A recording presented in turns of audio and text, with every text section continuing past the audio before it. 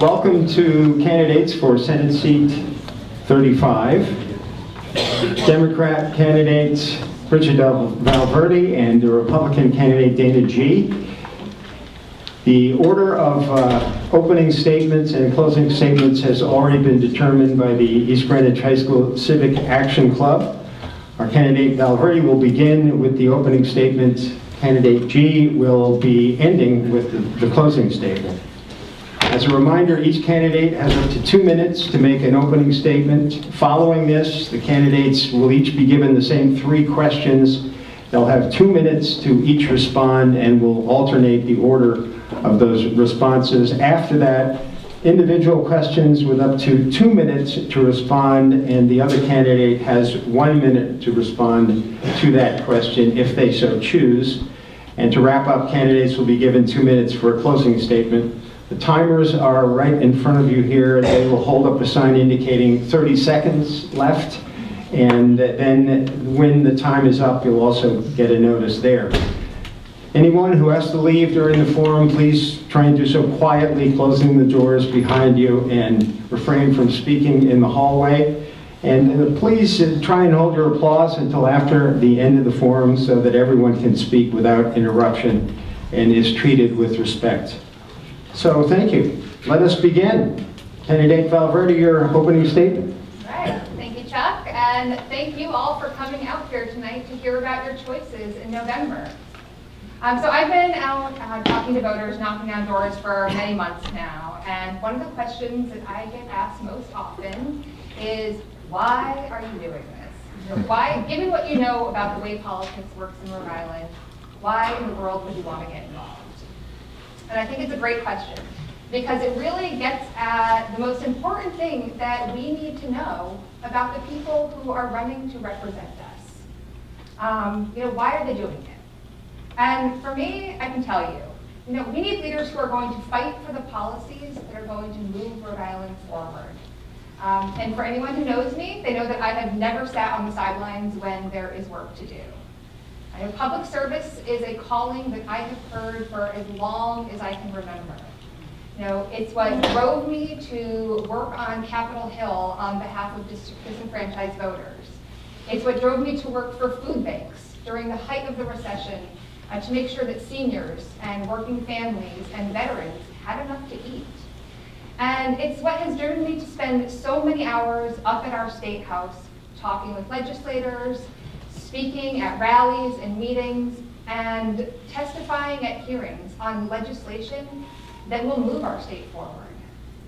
And it's why I've been out listening to voters for so long. I want to take all of your ideas and concerns up with me to the State House come January. And we all know what happens when politicians get in this for the wrong reasons or don't know why they got into this. And my promise to you is that I will show up for you every single day and fight for the things that I have always fought for. Protecting our rights, building a strong economy that works for everyone, and making a Rhode Island that we can all be proud of. So I'm excited to be here tonight, and I'm excited to take your questions. Thank you. Candidate G. Thank you, Chuck, Elizabeth, and Steve, who is somewhere golfing in the rain, I think was what he said. And I also want to thank New England Tech for hosting this forum tonight. I'm very happy to be here. I'm a little nervous, but I'm very happy to be here. Bridget and I agreed that we're going to be a little bit more civil. The earlier debate was a little tough, I thought. So, I was born in 1960, where Providence's Lying in Hospital used to be. It's now called Women and Infants, and where all 3 of my children were born. My parents met at RISD, Rhode Island School of Design, for those of you who don't know what that stands for, and settled in East Providence. My mother, believe it or not, is named Elizabeth Warren. She has devoted her career to historic preservation and is a dyed-in-the-wool Democrat. So, very complicated in our household. But, like so many Rhode Islanders, she crossed party lines often to vote for her favorite public servant and great unifier, the late Senator John Chafee. I'm a graduate of Barrington High School, where I was president of my class for all 4 years, and I'm excited to be helping with my 40th reading into this upcoming weekend, so I might not be on my bike this weekend. I worked hard to get into Harvard. I knew not a soul freshman year, and I am proud to have led my 1,200 classmates into graduation as their female head class marshal. I immediately started a job at Colony Communications, which was a cable company at the time owned by the Providence Journal. We were on the cutting edge of computer graphics. It was an incredibly exciting time. I actually drew the news, and I'll never forget when the space shuttle blew up and I had to make an animation that showed the space shuttle blowing up. It's embedded in my brain. I've been employed ever since. When they pulled the plug on our R&D news service, my coworker and I bought the equipment and we started our own animation company. I eventually bought out that part and I run that business today. I design stuff for a living. That is a big distinction between Bridget and I. My job is to create one-of-a-kind solutions for my clients, so I have to listen. I have to be quiet, and I have to listen hard again, because if I don't, my job is twice as hard. And I hope to bring these skills to the State House if I'm elected. I'm pro-Rhode Island, I'm pro-family, I'm pro-small business. But we currently have an issue. We have a $9.6 billion budget, a $200 deficit. We need to work on this. I'll go into that if you ask me that good question about Time's up. things on your Yes. agenda. All right, thank you. We will now give you each 3 questions, and we will start with candidate G for this. The first question, if elected, what would your top 3 legislative priorities be? And please be as specific as possible. This was what I didn't get to say. Okay, the most important thing, I think, holding us back because we have a $9.6 billion budget, we need a line item veto. It's huge, and the 2 in the early debate agreed on this. It's like your kid comes to you at Christmas and they give you your Christmas list, and it's long, and you say, to my kid, Zing, who's back there, he'll get maybe one thing if he's lucky. When they present that, the governor has to say, yes, yes, yes, yes, yes. No one's naughty, everyone's nice. So you can get everything on it, and that's why we have such an inflated budget. I think the line item data, which has been blocked by the unions for 3 election cycles, is critical to the survival of this state. I honestly truly believe, and that is my #1 priority that I want to work for. We'll talk about, I know Bridget and I agree and disagree on that one. The other thing, we need a lower sales tax. I remember with Bruce Sunderland, during the banking crisis, let's fix it. We'll fix the banks, we'll raise the sales tax to 7%, and then we'll take it down again. What's the sales tax right now, guys? 7%. Never went back. So my husband actually drives to Massachusetts for his gasoline because of the tax. I'm not making that up. The other thing, I'm a small business owner. We used to have to pay $500 just because we're an LLC. Every March 15th, when you file $500. Really bad time of year. Then you have to file your personal family taxes, you have to pay your accountant. It went down $50 to $450. I'm like, great, $50. Then I can pay the Secretary of State filing with that $50. It is currently at $400. I think this is a huge, huge problem, burden on our small businesses. We also have to do sales tax, which if anyone who's a small business owner here, which 50% of us work for small businesses, the sales tax to file it, the annual reconciliation, it takes me, I do all my own accounting, it takes me maybe 3 or 4 days just to get all the categories. So we're already contributing sales tax. We do not need to be contributing that minimum corporate tax, and I think it would be a huge thing to work on. So those are the 3 things I have: the line item veto, lower the sales tax, and the minimum corporate tax. All 3 of those are hugely important. Thank you. Candidate Valverde, your 3 top legislative priorities. Sure. So I do agree with Mrs. G. New line item veto, I think that is something that we absolutely do need here in Rhode Island. One of the things that I hear most about here when I'm knocking on doors is that people are paying a lot in property taxes, and it's a big burden on them. And I sympathize, and I am a homeowner as well, and I pay those property taxes too. But our town budgets are the biggest part of our town budgets are to support our public schools. And so, nobody who's saying we have high property taxes is saying we shouldn't be funding our schools. And so, that money has to come from somewhere. And so, I will be an advocate up at the State House for more funding to be, put into our overall funding formula so that so little pressure can be taken off of our cities and towns and off of our property taxpayers. This past legislative session, we also saw a lot of bills that were just left on the table that really affected women and families. Pay equity, the Reproductive Health Care Act, a whole suite of sexual harassment prevention bills that were just not even brought to the floor for a vote. And so those are things that would also be priorities for me as well. And the third thing, again, one thing that I hear all the time is about gun safety. People want to be able to put their kids on a school bus and know that they're going to come home safe. I have 2 little kids, and Oscar and Elliot, they are 3 and 5, and they are the most important things in my life.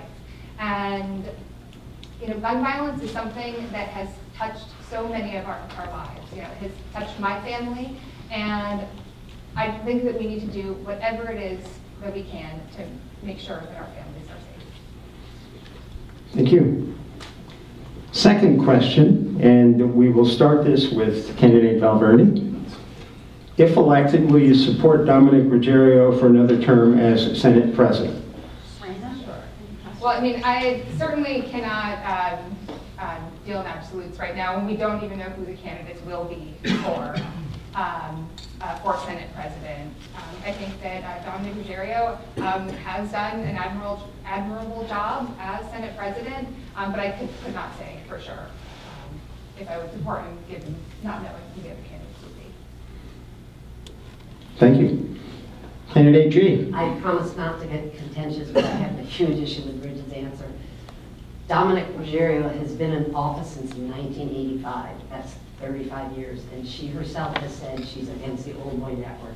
Dominic Ruggiero is the epitome of the old boy network.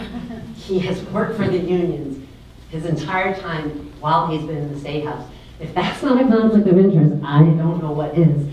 He also, I don't know, long time around, he's had 2 run-ins with the law, one a DUI, one for shoplifting. He's the Senate President. I could never, ever, I'm a Republican, so I don't have much to say, but ethically, I have a huge problem with Dominic Ruggiero. And Bridget has consistently said either she doesn't know him or he's not going to be elected. There's no chance in hell he will probably be elected.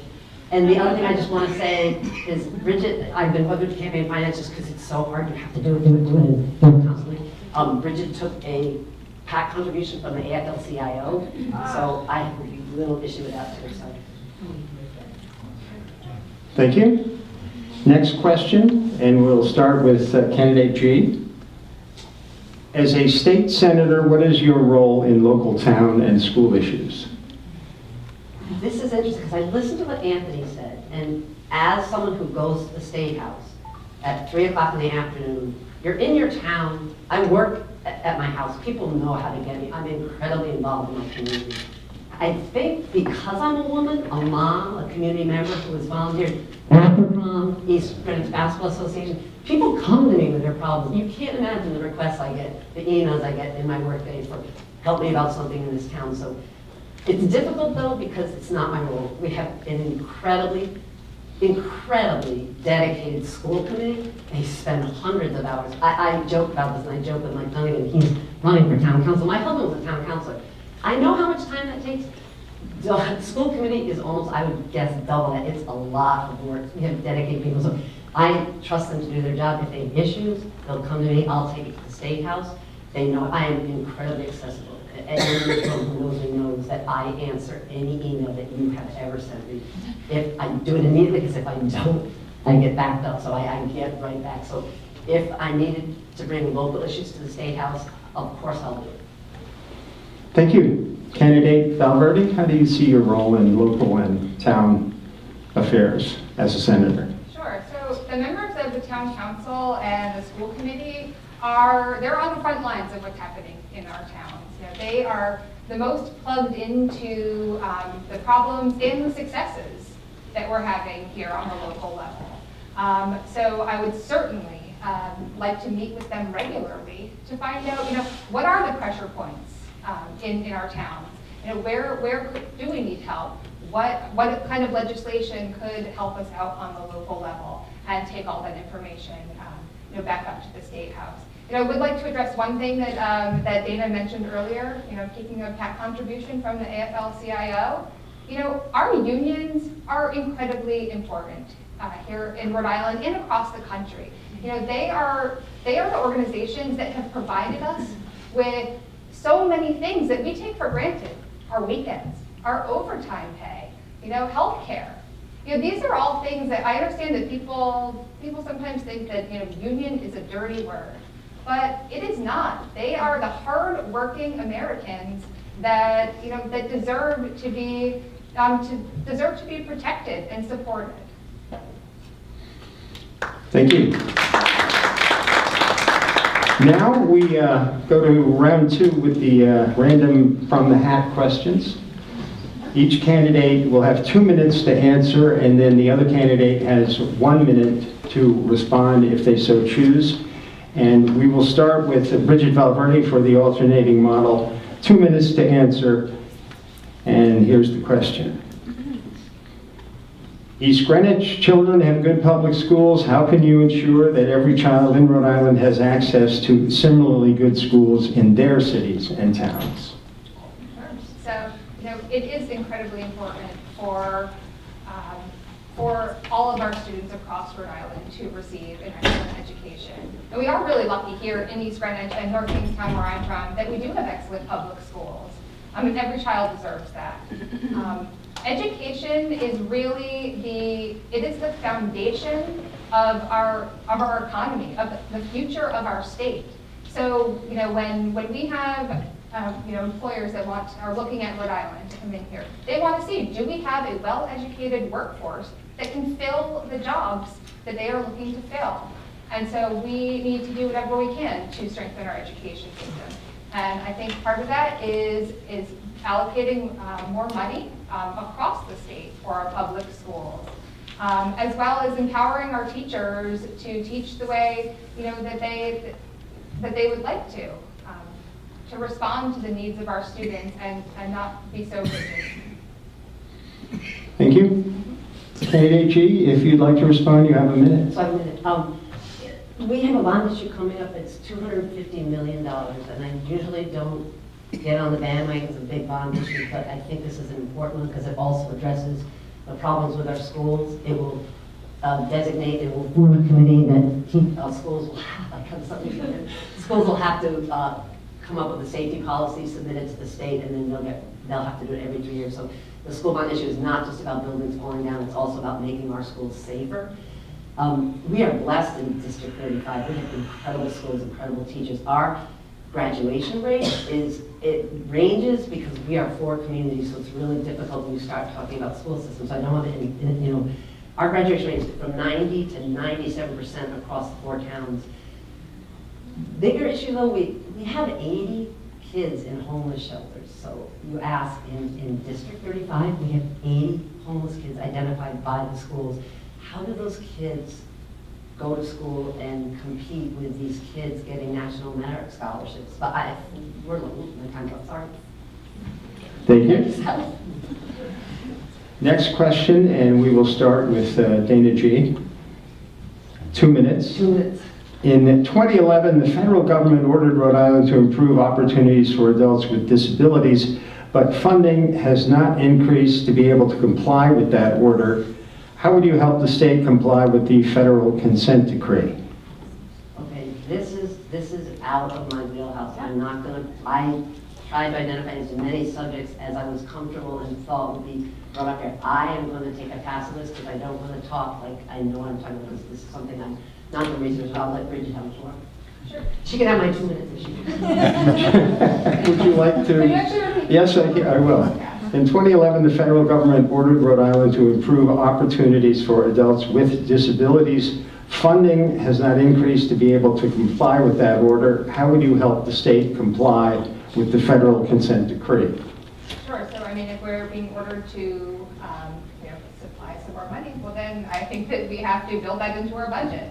But like Dana, this is a little bit out of my wheelhouse, but there are, part of being a legislator is listening to experts on subjects and,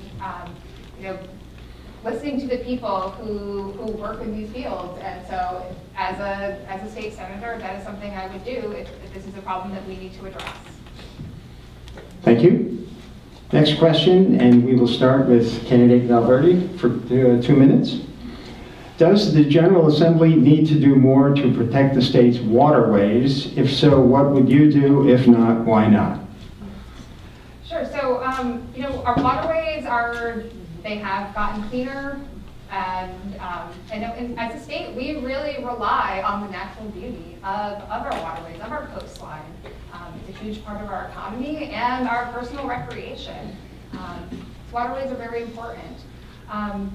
Some things that we could do is, improving our sewering so that, as sea levels are rising, we're getting so much more flooding. And that means a lot of sewage, a lot of runoff is making it into our waterways. So any improvements we can make there, I think would be great. And would also help to protect our fisheries, which are also a very important part of our local industry. All right, thank you. A minute. You have a minute. I'm actually going to read this because I can read fast. Every town or city I've called home has been within spitting distance of Narragansett Bay. We have to protect this fragile coastline. I grew up in the East Bay, and Barrington Beach was pretty dicey back in the day. We didn't even want to go in the water. That's no more. We have organizations like Save the Bay, which I'm a member. It was founded in 1970. Last year, they cleared trash from 70 miles of coastline, involved 44 of our students in their education programs, and planted 35,000 beach grasses and salt marsh plants. This year, they're focusing on cigarette butts, which I did not know the cigarette butts are plastic.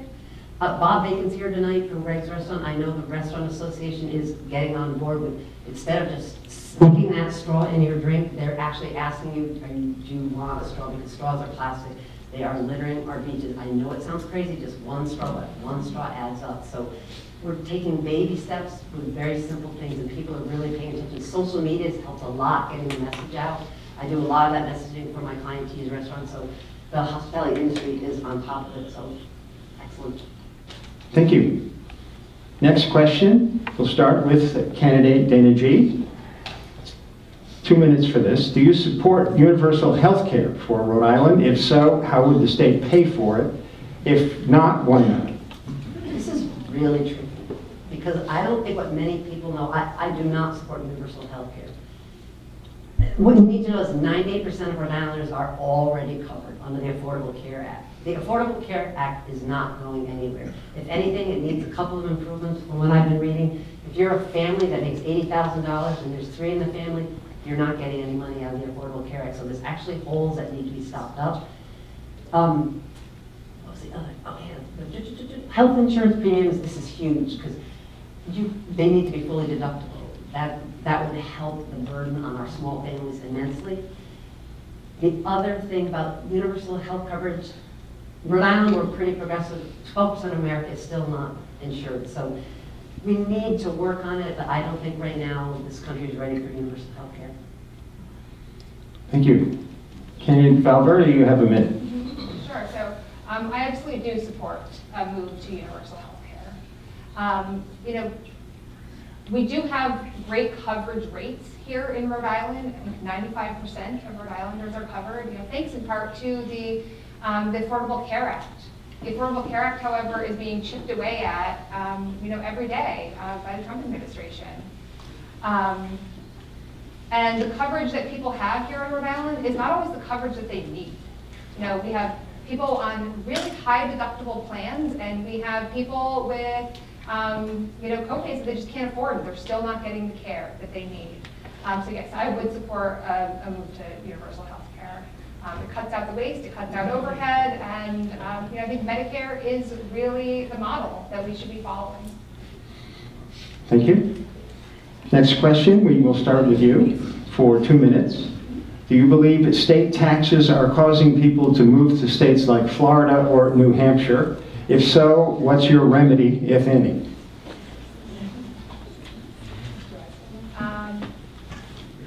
I don't know that people are moving to Florida because of our state taxes. And, I know that, for instance, our corporate taxes, I hear people talk a lot about how we need to reduce our corporate taxes. But we are the lowest in the region for that kind of thing. And so that's not the thing that is our problem.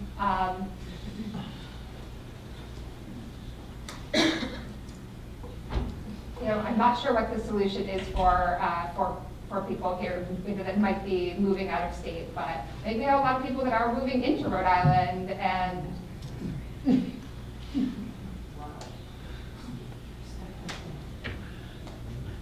All right, thank you. The interesting thing is it's more of a property tax. You drive around Rhode Island, everyone has Florida license plates. A lot of people have New Hampshire license plates because there are no property taxes in those states. They figure out how to live in Rhode Island and yet still not pay property taxes on their cars, which is interesting. If you want to look at taxes, people move to Florida if they're incredibly wealthy and they want to make sure their kids have a good inheritance. Personally, I'm going to die in Rhode Island. I am not going to have more than $1.5 million when I die. That's what we can write off, $1.5 million for our heirs. The other thing too is the death tax rate is 14%. That's exactly what Massachusetts is. So our taxes are high, but as far as the property tax is an issue, the death tax, as people call it, I have no issues with what we're set at for that. Thank you. Another question? We'll start with candidate G for 2 minutes. Do you support or reject passing a state law that would give women in Rhode Island the right to have an abortion? Okay, I know this is Bridget's platform, so I want to make sure that I answer this properly. This falls into the Reproductive Health Care Act. I had my kids very late in life. I cherish them. I would never have had an abortion, but I am not going to tell another woman what to do with her body. So I fully support the Roe v. Wade. It's been with us for 47 years, and I'm all for moving our families forward, not backwards. I think that's pretty much, I am obviously pro-choice. We both are. We're women. Yeah, on that, I think we agree. Thank you. Thank you. Yes. Candidate Valverde, you have a minute. Yes, so obviously I do support the Reproductive Health Care Act, and I would definitely like to see it signed by the governor this coming year. Reproductive rights are it's a basic health right that we have, and it is being chipped away at the federal level, especially given what's happening with the Supreme Court nominee. People think that Roe v. Wade is not under threat, but it absolutely is. And we need to protect Rhode Islanders so that our rights are not rolled back. Thank you. Another question, and we will start with candidate Valverde for 2 minutes. Do you believe there is a gender pay equity issue? Men make more than women for comparable work. If so, how would you address it? If not, please expand. Sure. I mean, this is, it's 2018, and I cannot believe that we are still having this conversation about pay equity for women. And it's an issue that not only affects women, it affects women of color even more. And it's something that really needs to be addressed. The Senate last year passed a really comprehensive pay equity bill that would ensure not only pay equity for exact same jobs between men and women, but also for comparable work, which would expand the number of jobs that would be covered. So I would absolutely support bringing that bill back in the coming session. Thank you. Candidate G. I'm a woman, I run my own business, so I pay myself what I think I'm worth. When I had employees, I like Anthony, the women who worked for me, I paid them more because they deserved it, they were more skilled, they were quicker. So in my personal experience, I've always paid fairly, but it's not to say that that is the case in Rhode Island. The statistics are amazing. Rhode Island women still make 82 cents to the dollar, and if you add that up over a year, that's $10,000. So I think that bill that the Senate passed should probably go through in the next session, but the reason it got held up in the House because they did not adequately define what comparable work was. So that's really an issue of writing these bills properly. These bills go through, everyone knows, gangbusters, 60, 70, 80 in 1 hour period. There's no way you can read every word that those bills are on those bills. So the gender pay equity, I think, is a good thing. It just needs to be tweaked a little bit to define what is comparable work for a man and a woman in the business. Thank you. Next question to candidate G for 2 minutes. There has been a lot of work nationally and in Rhode Island in recent years on criminal justice reform. How does crime impact our local communities, and how can reforms help?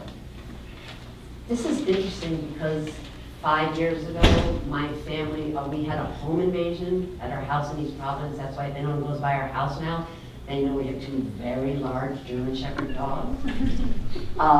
Crime in East Greenwich, unfortunately, it goes underreported because it's East Greenwich. We were friends with the police force when my husband was on town council, and some of the stories they would tell me, like, a lot of what happens does not get out. There's a lot more drug busts than they want you to believe. As far as how our police department is phenomenal. I work with them a lot. So as far as dealing with local crime, I think they do a good job. Rhode Island, if you read the paper today, the crime rate went down. So that's a good thing. Our state police, we have 3,000 police officers statewide. They're highly trained, highly motivated, and highly paid. They do a really good job. They have 120 hours of gun training.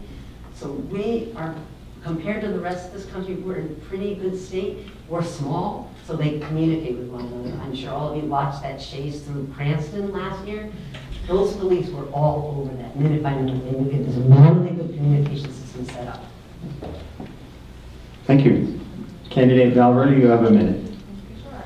So, I think one thing that we have learned in the past year through the Me Too movement, and now this past week with the Supreme Court confirmation hearings, that one of the crimes that goes unreported and underreported the most are sex abuse crimes. And a lot of people do not come forward, because of either shame that they feel, or they feel like they are not going to be believed. Or if they do come forward, they're going to be harassed. And these are very real concerns. So we need to do a lot better for women, for children, for any victims of abuse, so that they can feel comfortable coming forward, and we can address those specific crimes. All right, thank you. Candidate G, you have a minute. Oh, no. No, I did it again. Yeah. That was a hard one. No, we have another question now, and I believe that Bridget Valverde gets this for 2 minutes. There's a new 96-unit all-affordable housing apartment complex being proposed for East Greenwich. How do we reconcile the state's mandate to create more affordable housing with the burden it can place on communities? Sure. So, as you know, the state does mandate that 10% of housing in each city and town is reserved for affordable housing. We are not meeting those goals in a lot of our cities and towns. And I heard a proposal earlier that we should be including trailer homes in those in that percentage, but that doesn't create more housing for us. We need to be building more housing. I believe that the Rhode Island needs to be building 3,500 housing units every single year in order to just meet the basic demands. So affordable housing is a huge problem. It is seniors are being priced out of Rhode Island. New families, who would like to buy a first home. Renters are finding themselves priced out. And so we need to be enforcing these percentages and passing legislation at the state level that helps our cities and towns meet these goals. Not just telling them they have to do it, but helping them do it. Thank you. Bridget's correct, because I've been looking at statistics. The housing fact book for last year has not come out yet, but it is. It's 35,000 housing units every year in Rhode Island through 2025. That's a lot of houses being built. The amazing thing is 41% of Rhode Islanders do not even own their home. We're the lowest in the 6 New England states. We also rank last in housing production, and our rental vacancy was tied for last. Half our renters, a third of our homeowners are cost burden. That means that many people are spending 30% or more of their income to pay for their housing. And if you were trying to get a mortgage in this market, you would not be given a mortgage if that was your balance. I met with Mike Dunnigan, who is our local town planning chair for the last, 6 years. East Greenwich is lucky. We have an incredibly good town planner. We have a comprehensive plan that was approved by the state. It has their seal of approval. It's identified parcels of land which are hard to come by. Land is very valuable and very scarce in New England, specifically Rhode Island. Oh my God, I knew about those 96 units. It was going to be a contentious issue, but they are tucked behind Dave's. It's going to be an egress issue, but I think those 96 units will be workable. Thank you. Time's up. Next question for candidate Dana G. for 2 minutes. Would you support adding the position of a state inspector general to serve as a public watchdog looking for ways to eliminate waste and promote integrity and ethical conduct? I'm a cheerleader. I think Representative Morgan's idea for Inspector General was the most brilliant idea. I thought it was going to win her the election. And the fact that she was going to get Arlene Violet, she got Ken Rock on board. Those are two of the smartest people who understand how Rhode Island works.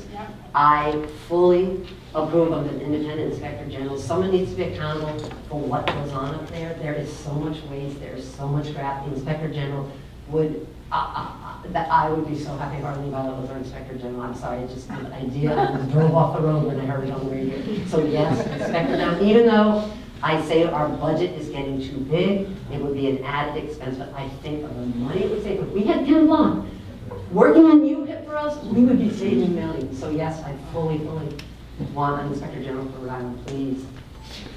Thank you. Candidate Richard Valverde, a minute. And so I would also support the creation of the Office of Inspector General here in Rhode Island. You know, one thing that people outside of Rhode Island, when they think about our state, they chuckle to themselves because we are known for public corruption. And so having an Office of Inspector General that could, investigate things, make our ethics work a little bit better here would be welcome. Thank you. Our next question for candidate Valverde for 2 minutes.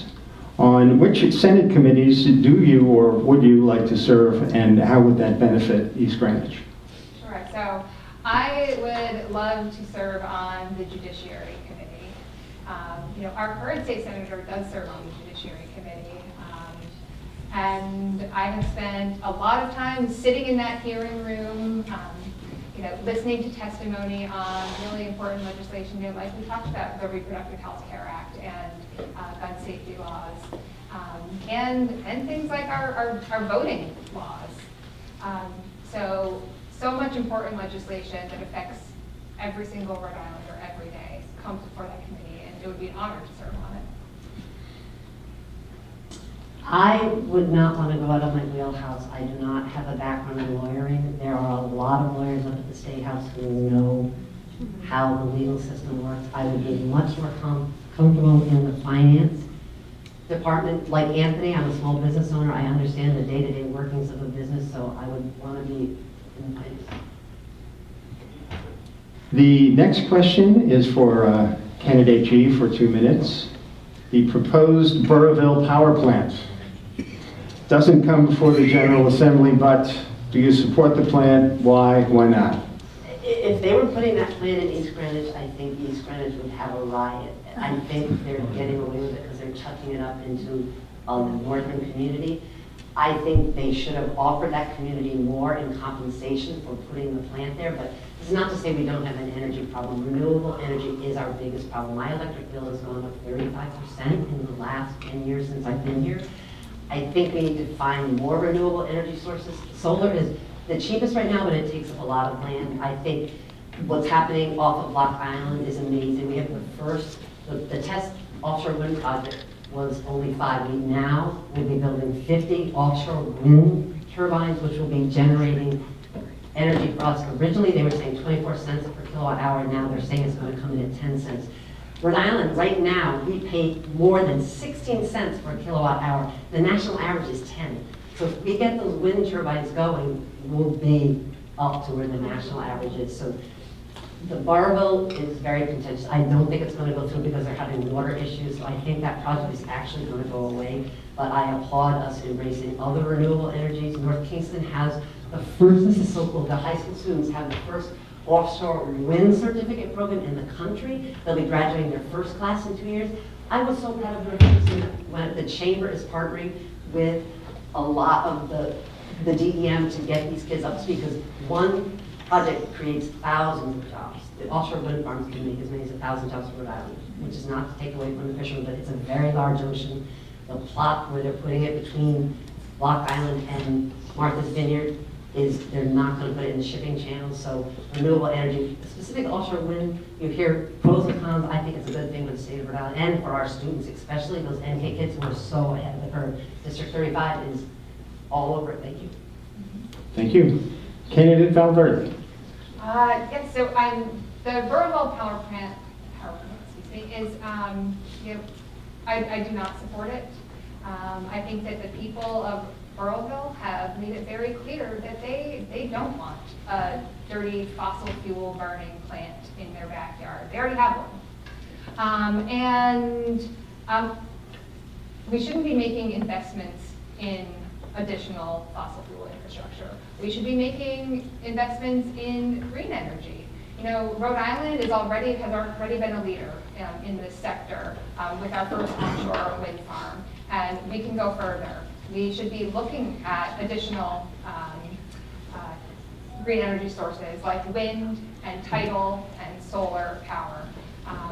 As those are the energy sectors of the future, and we should be a leader here in Rhode Island so that the rest of the country can look at what we are doing and follow our lead. Can I just make a note?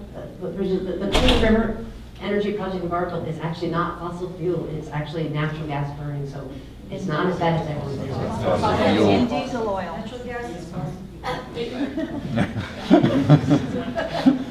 Diesel and fracture. Okay, next question, and I believe this is for Bridget Valverde for 2 minutes. Do you support or oppose keeping those new tolls on large commercial trucks? Sure.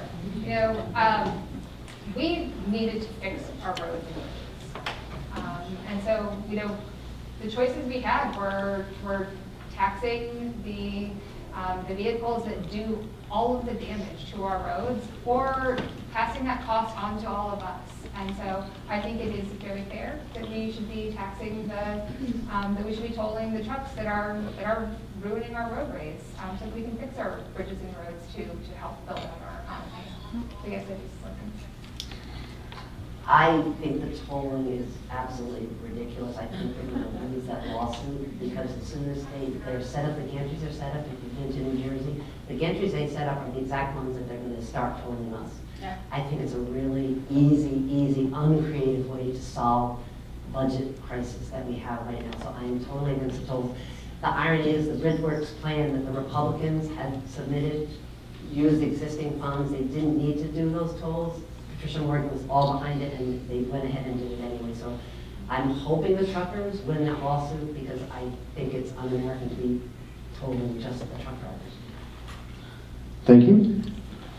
Our next question is for candidate G for 2 minutes. The state education aid formula has not been generous to East Greenwich, which receives among the lowest aid in the state. What, if anything, would you do to correct that issue? This is really tricky because not only East Greenwich took a hit the last round, I think Providence got a big cut too.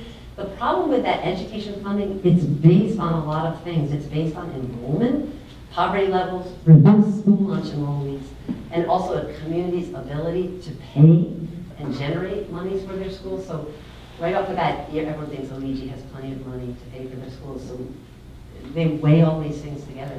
I don't know what the solution is. My first thing would be to repeal it right now. I don't think it's working. It's creating too much animosity. I would also repeal the Carullo Act, which allows a school committee to sue its town council. We live together. Our students, you could have someone who's on the school committee, mother, and their father's on the town council. So what happens at that dinner conversation when they're suing each other? It's ridiculous. That needs to go away. Thank you. Candidate Valverde? Sure. So as I mentioned before, I think that the state has not been putting enough money into our school systems overall as a state. So I would advocate injecting some more funding into our state funding formula. You know, our funding formula, I am told by experts that it is quite fair, and so, you know, if we don't have enough money coming into our school systems, then we need to be talking to our legislators, who will hopefully, listen to our concerns and secure some more funding. Thank you. We have one more question before the closing statements. We'll start with Bridget Valverde for 2 minutes. Do you support giving the governor a line item veto? I do. We have a General Assembly that is led by people that have a lot more power than our governor.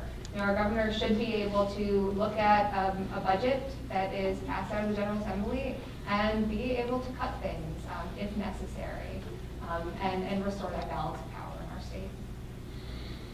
Thank you. Candidate G. I'm in the industry of graphic design and advertising agency, so I'm not sure if Bridget knows this, but the agency that she just recently paid about $4,000 for advertising, they are actually the agency that for the last 3 election cycles have shot down the line on veto. The unions paid them $100,000 the last time around to run a last minute campaign to make us think that we were not going to have control over that line item veto if it happened. So I'm of course for line item veto. As I said earlier, I just am upset that she's using a firm that so firmly goes against line item veto. All right, thank you both. That concludes the questions. We begin now with the closing statements. You each have 2 minutes, and Bridget Valverde, you go first. All right, so thank you all once again for participating tonight, coming out and submitting questions and finding out about your choices this November. One of the things that I have been reminded of this past week, watching the Supreme Court confirmation hearings, is that when we feel like our elected officials are not acting in our best interests, we can stand up and we can have our voices heard and let them know that we are paying attention and that we demand better. Last week, Dr. Christine Blasey Ford, she testified alone in front of that Senate committee, but she had millions of Americans behind her. We did not stay silent, and we are more energized than ever before. We literally cannot afford to sit on the sidelines when our local governments are mismanaging our town budgets, and we cannot go backwards on the economic and social progress that we have made here in Rhode Island. And we are definitely not going to let Washington take away women's rights here in Rhode Island. On November 6th, we can take the biggest, most powerful collective action there is. We can all vote. And this election is a chance to make some real change in Rhode Island. We deserve elected officials at all levels that will listen and will actively try to improve the lives of their constituents and all Rhode Islanders. And so I'm really excited to get to work for you this January as an accessible and accountable representative for our community. And I humbly ask for your vote on November 6th. So thank you again for coming. It has been great taking all of these questions tonight. And if there's anything that we didn't cover here tonight that you would like to know where I stand, I will definitely stick around afterwards, and I'd love to chat. Thank you. Thank you.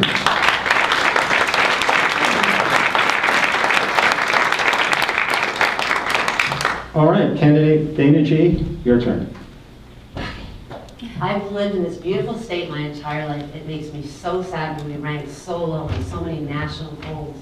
I am a very competitive person. I want Rhode Island to be healthy and strong enough to compete. If we follow the course my opponent's movement is charting, we will stay in last place and we could even potentially capsize. My slogan is hard work. I work hard, I am positive, creative. I devoted thousands of volunteer hours over the past 10 years working with and for my community. This is not a glamorous job that Bridget and I are seeking. My spouse, Senator Mark G., he fielded hundreds of emails, hundreds of phone calls, went to meetings and ceremonies across 4 towns in District 35, in addition to staying very late at the State House for many, many nights. I want to publicly thank him for serving honorably for a decade, first as an EG Fire District Commissioner, as a town council member, and most recently as our state senator. I go back again to the late John Chafee, an early champion of the environment and of healthcare. In writing this, I was reminded of when I watched President Clinton deliver his eulogy, that was in 1999, I'm getting old, for Senator Chafee. And we spoke these words. Clinton said, he embodied the decent center. For him, civility was not simply a matter of personal manners. He believed it was essential to the preservation of our democratic system. It was so simply put. If we do not commit to restoring civility in our towns, our state, and our country during these divisive times, we will not be able to move forward. Okay, I'm the artist, so I had to bring my chart. This is our current Senate. These are the 38 seats in our Senate. There are obviously 2 that are unoccupied right now. Look at the blue dots. Those are the Dems. The red dots are the Republicans. Roger Williams' original lively experiment was based on tolerance. If we want to continue our current lively experiment, we need debate, we need dialogue, and we need a diversity of ideas. Life is balanced, business is balanced, politics should be balanced. I have hope for Rhode Island, and I hope for your vote on election day. Thank you.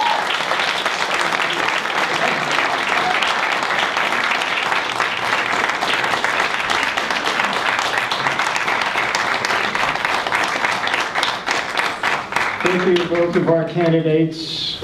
Excellent job. Thanks, audience. Excellent job. And just one more reminder, if you're not registered to vote, you need to do so by Sunday, October 7th, if you want to vote in High November. school, high school is not registered. And thank you, moderator.